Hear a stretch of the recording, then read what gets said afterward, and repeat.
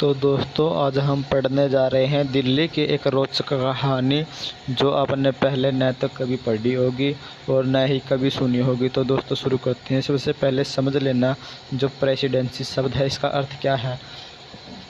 Presidency का अर्थ है शासन की सुविधा के लिहाज से औपनिवेशिक भारत को 3 प्रेसिडेंसी मुंबई, मद्रास व बंगाल में बांट दिया गया था। यह तीनों प्रेसिडेंसी सूरत, मद्रास व कलकत्ता में स्थित ईस्ट इंडिया कंपनी के फैक्ट्रियों यानी कि व्यापारियों की चौकियों को ध्यान में रखकर बनाई गई थी। उसके बाद देखते हैं दोस्तों विशहरीकरण का अर्थ। जब शहरों का पतन होने लगे तो इस प्रक्रिया को विशहरीकरण कहते हैं। इसके कारण निम्नलिखित थे। जब व्यापार नए इलाकों में केंद्रित होने लगे तो पुराने व्यापारिक केंद्रों व बंदरगाह पहले वाली स्थिति में नहीं रहे। जब अंग्रेजों ने स्थानीय राजाओं को हराकर शासन के नए केंद्र पैदा किए तो क्षेत्रीय सत्ता के पुराने केंद्र भी ढह गए। मछलीपट्टनम, सूरत व श्रीरंगपट्टनम जैसे शहरों का 19वीं सदी में काफ़ी ज़्यादा विशहरीकरण हुआ था। 19वीं सदी में दिल्ली का भी विशहरीकरण हुआ, लेकिन 1912 में ब्रिटिश भारत की राजधानी बनने के दोबारा शहरीकरण हुआ। उसके बाद दोस्तों देख लेते हैं शहरीकरण का अर्थ। शहरीकरण एक ऐसी प्रक्रिया है जिसमें अधिक से अधिक लोग शहरों और कस्बों में जाकर रहने लगते हैं। अब जान लेते हैं दोस्तों दिल्ली की रोचक कहानी। शानदार राजधानी शाहजहानाबाद की स्थापना शाहजहां ने 1639 में की थी। इसके पश्चिम की ओर 14 दरवाजे वाला पुराना शहर था। लाल किले में महल परिसर बनाया गया था। शाहजहां के समय दिल्ली सूफी संस्कृति का एक अहम केंद्र था, जहां कई दरगाह, खानकाह, ईदगाह थी। बड़े बड़े चौराहे, टेढ़ी मेढ़ी गलियां व खामोश कुलदेशक व जलधाराएं थी। तो दोस्तों दरगाह सूफी संत का मकबरा होता था। खानकाह यात्रियों के लिए विश्राम घर और ऐसा स्थान जहां लोग आध्यात्मिक मामलों पर चर्चा करते हैं, संतों का आशीर्वाद लेते हैं या फिर नृत्य संगीत कार्यक्रमों का आनंद लेते हैं। उसके बाद है ईदगाह, मुसलमानों का खुला प्रार्थना स्थल जहां सार्वजनिक प्रार्थना और त्यौहार होते थे। कुल देशक, ऐसा रास्ता जो एक जगह जाकर बंद हो जाता है। तो दोस्तों उपरोक्त विशेषता होने के कारण मीर तकी मीर ने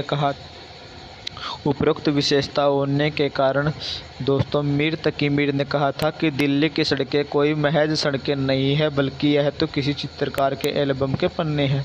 दिल्ली का निर्माण दोस्तों जो आधुनिक नई दिल्ली है उसका निर्माण 1803 में अंग्रेजों ने मराठों को हराकर दिल्ली पर नियंत्रण हासिल कर लिया था। ब्रिटिश भारत की राजधानी पहले तो कलकत्ता ही थी, लेकिन आधुनिक शहर दिल्ली 1911 में तब बनना शुरू हुआ जब ब्रिटिश भारत की राजधानी बनने जा रही थी। तो एक अतीत का ध्वंस।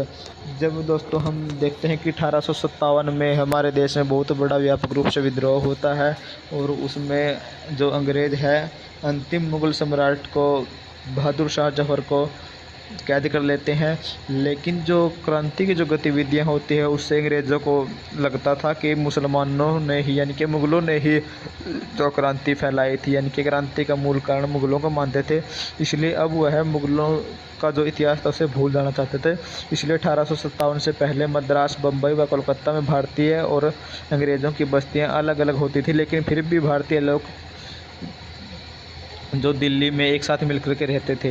लेकिन जो अन्य शहरों में भारतीय लोग जहाँ रहते थे उसको काले इलाके कहते थे, तथा जहाँ पर अंग्रेज़ लोग रहते थे उसे गोरे इलाके कहते थे। लेकिन दिल्ली में ऐसा नहीं था।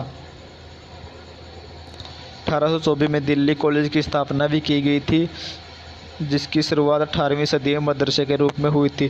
तो यहाँ मुख्य रूप से उर्दू भाषा में काम होता था। बहुत सारे लोग 1830 से 1857 की अवधि को ही दिल्ली पुनर्जागरण काल बताते हैं। उससे पहले देखिए कि पुनर्जागरण का अर्थ क्या है। पुनर्जागरण का शाब्दिक अर्थ कला व ज्ञान का पुनर्जन्म होना है।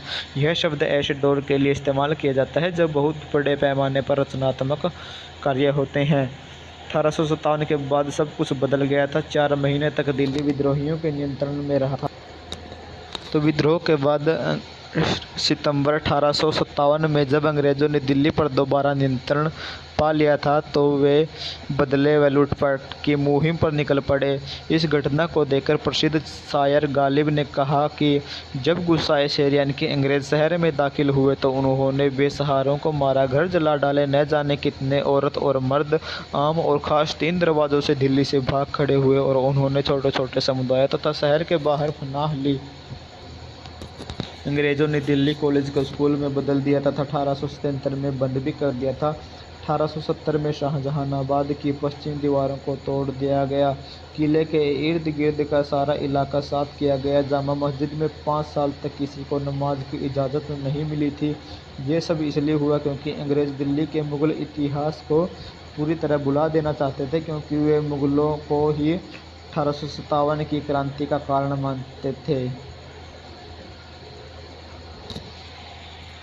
तो दोस्तों, ये दिल्ली का इतिहास का सिर्फ एक पार्ट था।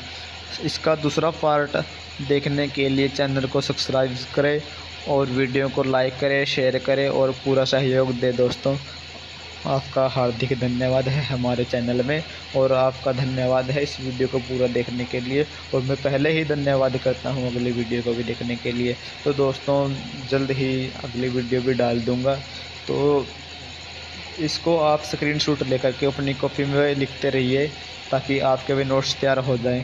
धन्यवाद दोस्तों, जय हिंद।